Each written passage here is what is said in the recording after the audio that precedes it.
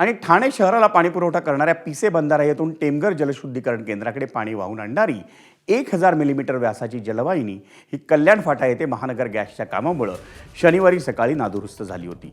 पाणीपुरवठा विभागाकडून या जलवाहिनीच्या दुरुस्तीचं काम गेल्या 2 दिवसांपासून सुरू आहे, परंतु जलवाहिनी जुनी आणि प्री स्ट्रेस कॉन्क्रीट पद्धतीची आहे, त्यामुळे तिच्या दुरुस्तीच्या कामासाठी आणखी 3 दिवसांचा अवधी लागण्याची शक्यता आहे.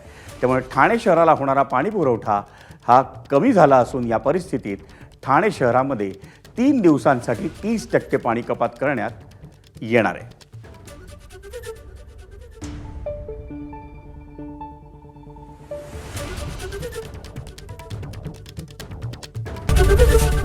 एबीपी माझा, उघडा डोळे बघा नीट.